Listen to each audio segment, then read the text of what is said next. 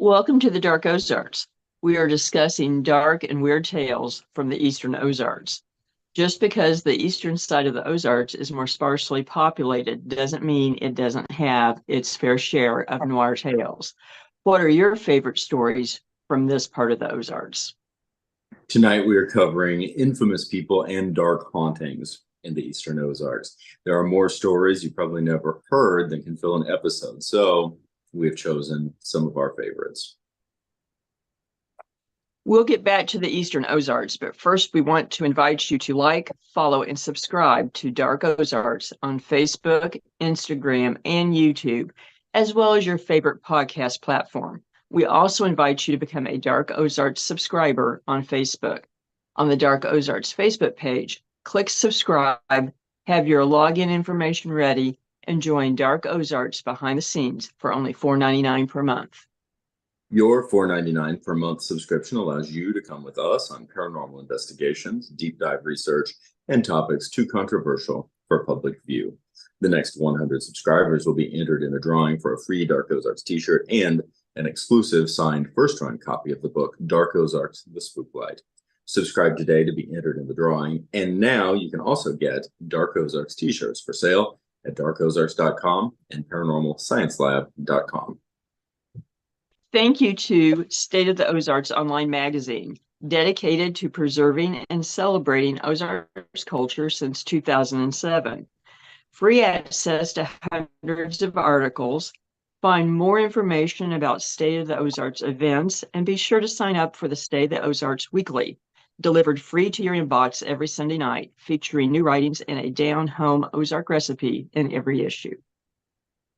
Mark your calendars for upcoming live events coming up this weekend, November 11th at the Webb City Library, and Tuesday, November 14th at the Lebanon-Laclede County Library, and a number of other locations coming up. Meet Dark Ozarks producers Lisa and Josh for evenings of history, legends, and the paranormal, and even visit some of the most haunted locations in the Ozarks.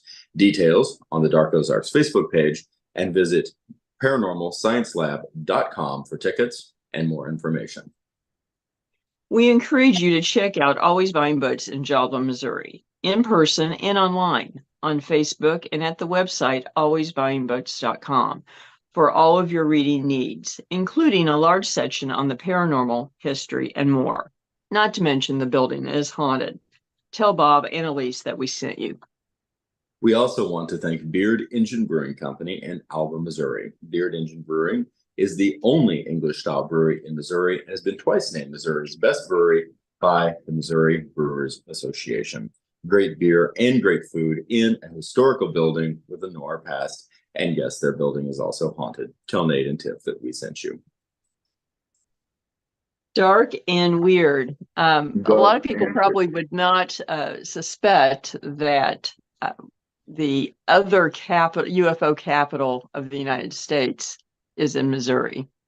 Is in the Eastern Ozarks, and is centered largely around Piedmont, Missouri. It's fascinating. I love the history that's in association with this, and I do find it interesting in terms that many of the articles that are out there use the words like alleged or claimed, etc. When the documentation about these events in early 1973 are extremely well documented. They really are. Actually, it's the first professional scientific study of UFO phenomena happened there. And it's over the course of a couple of months, February to April of 1973, over 500 reported sightings, and extremely reputable sightings are associated with this. It's individuals that were very well respected within the community, individuals involved with media, individuals involved with the school, wide variety of people within the community.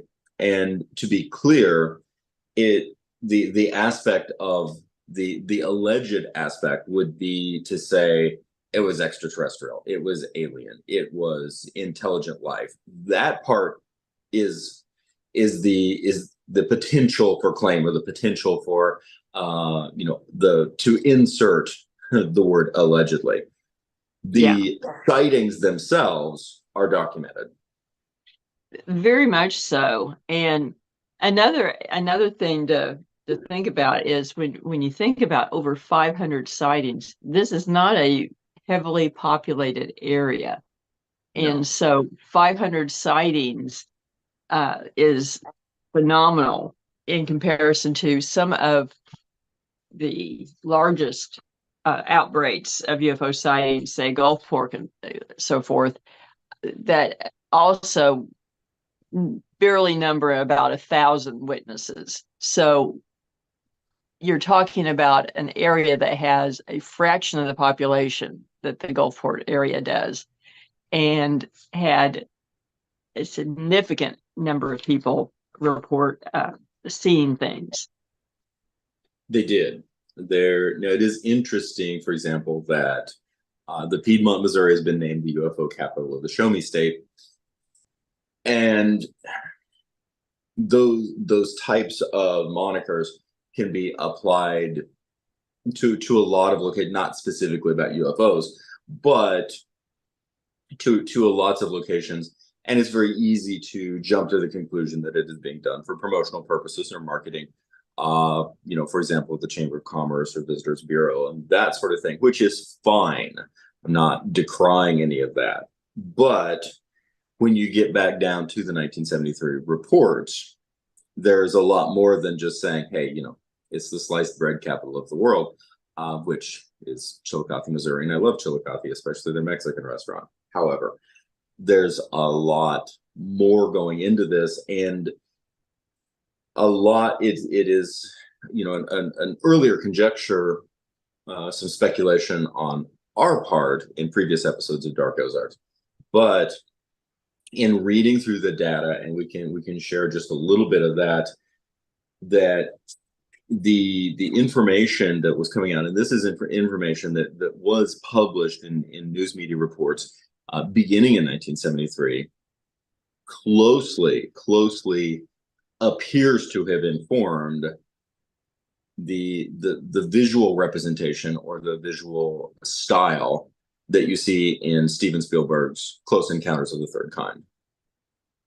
Yes, very much so. And I think it's, when we say a professional investigation, it was headed up by Dr. Harley Rutledge, who was a physics professor. So a very studious and serious mind, as well, along with the rest of his team,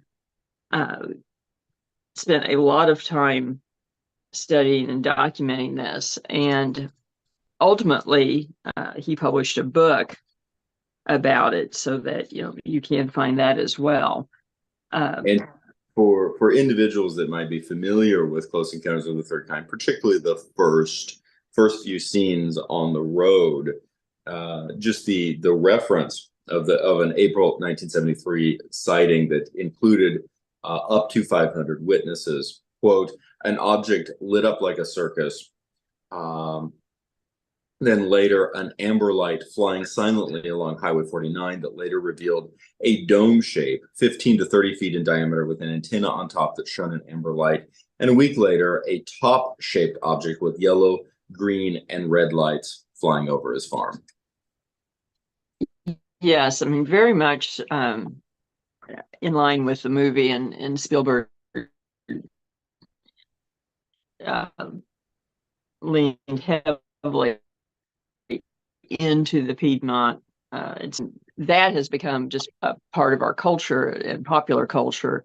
But I think it's very interesting and important to note that these experiences did happen. At least some of the experiences that were represented in the movie did happen to a large number of people. Yes, and of course, this is the experiences that were taking place in Piedmont in 1973. During that time, you see similar reports extending out to Farmington, even briefly across the Mississippi River into Illinois. And interestingly enough, this is also in alignment with the purported 1941 Cape Girardeau crash. Yes, very close to that, which and that is another issue, but we'll get into more of that in our long format video, which will be up later. And we invite you to check it out as well. A lot more things we'll be talking about, and more than just the UFO phenomena as well. In between, don't forget to check out upcoming events and merchandise at darkozarts.com and paranormalsciencelab.com. Thank you again to Always Buying Books, Beard Engine Brewing Company, and State of the Ozarks for helping to bring the Dark Ozarks to everyone. On the next episode, we are going to be discussing medicinal and magical plants of the Ozarks. Catch the Dark Ozarks podcast on Branson Podcast Network, Apple Podcasts, Spotify, or about any other podcast platform. Thank you, everyone. And remember, there are no easy answers.